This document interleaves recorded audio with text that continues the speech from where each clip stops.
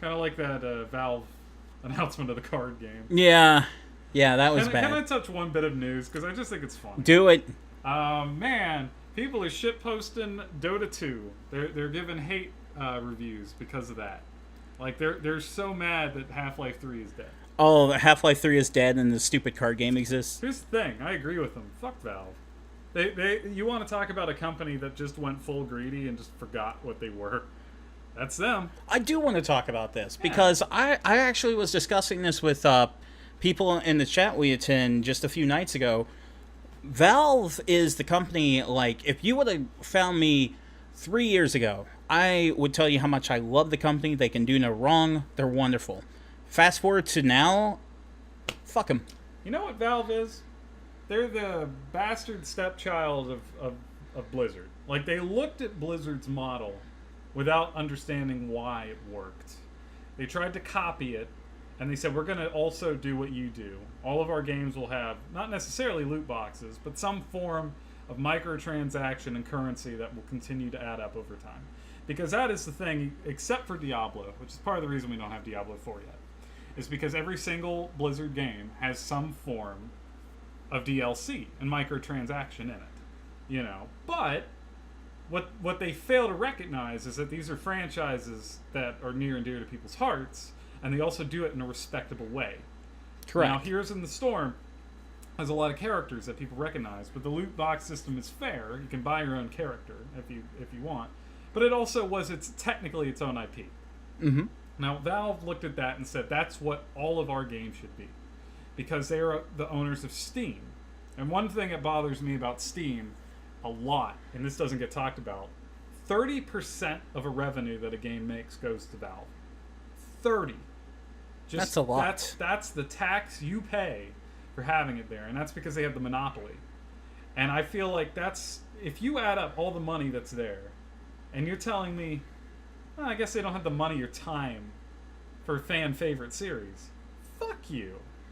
I mean, like, ignore the fact that it's not the most financial offer. When you have that much money to burn, maybe once in a while it would be a nice idea to throw a bone to the people who've been there for you from the beginning, to just give them closure.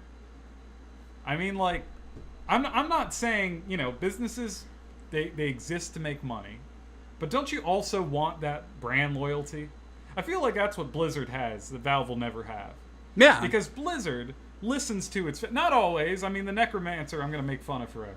Yeah. You know, but the intention is there. They really do want to do better. The recent World of Warcraft expansion didn't have to be as good as it was, but people are saying it's one of the best expansions that existed. They didn't have to do that, but they did because they gave a shit. Now look at what Valve makes. There's no maps in Dota. You have the one map. That's all that game will ever be. They just add characters because it's just one map?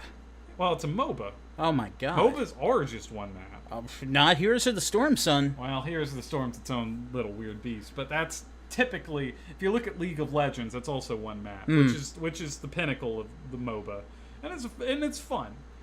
Heroes of the Storm is more fun in an arcadey way, but if you're playing like a serious MOBA, I'd say that's the good one to go to. But anyway, my point is, in terms of content, one map, and they just add characters and balancing. But that's it. So there's not that much attractive that they're bringing to the table from a work ethic standpoint. You got Counter-Strike Go, and that might have some maps, but it's a shooter. It's a shooter that occasionally you add maps to, but like there was a whole fucking lottery scene around that game that was controversial. How long did it take for them to even care about it? Oh, they pretended they... There's no way they didn't know. So I feel like Counter-Strike's kind of scummy, right? Team Fortress is dead. Like, yeah, we make fun of hats, and that was for a while, but like, Team Fortress as a game is dead. They're not adding anything to it. It's just a round. You think Overwatch really did end up being the Team Fortress killer? Yeah, but Team Fortress is also not that massive anymore. It'd been almost 10 years. Yeah. I feel like it was just the natural progression.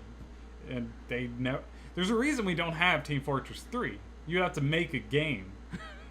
And now you have this card game coming. I haven't seen any footage of it, but I'm like, a card game man, the in-game assets you have to make that work don't seem that complicated. Even if the rule set is complicated, right? You could get a couple people to make a card game, right? It's not like programming AI and all these like difficult like environments and detail and work. It is a card game that you are putting into a digital format. It seems to me like this only exists because now you can buy the card packs. That's the Valve model. If I can't exploit it, then it doesn't need to exist. Half-Life comes out, and yeah, I understand. It has a reputation of being one of the best games of all time. It's scary to touch. But you know what? It didn't have to be. They could have just fucking made it when it wasn't fucking 11 years. And now we're here, and a lot of us just wanted fucking closure. So for a lot of us, we had to read this goddamn episode 3 that was written by the guy who used to work at Valve. He left. He had to change names, and it was just basically a scrap piece of paper just for closure's sake.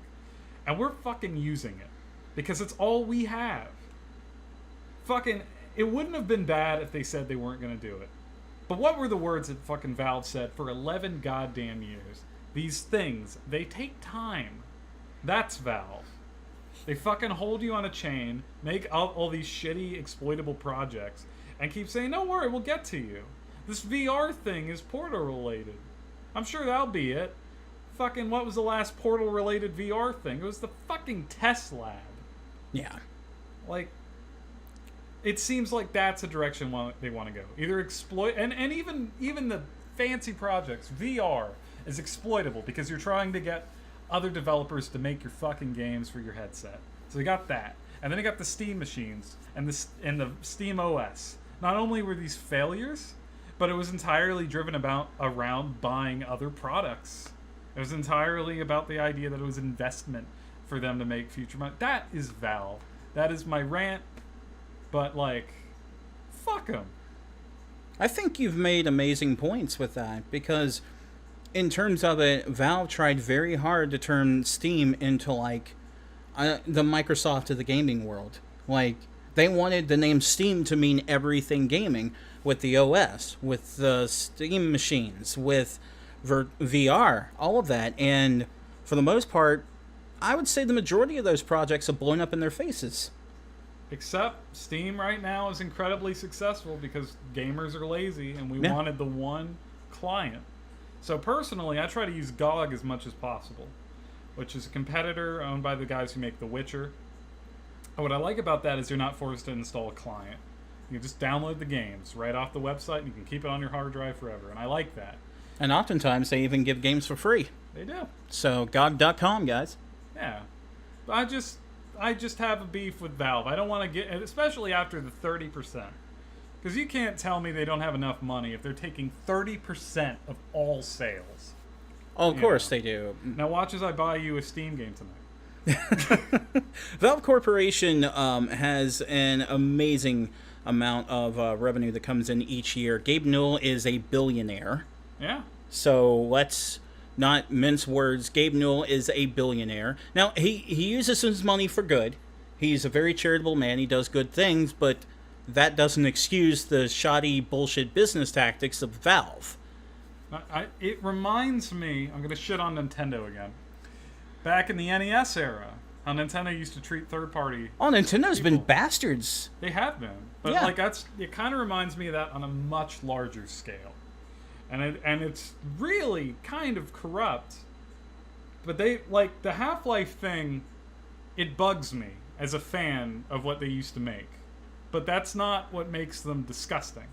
That makes them poor to their fans. But if they're poor to their fans, if they're bad to those people who stood by them, and then they're bad to the people that they work with, because we're all you got, bitch. Who are they good to? What is it that I'm supposed to like about them? They'll take all the money, but they're the anti-Blizzard in my eyes. Yeah.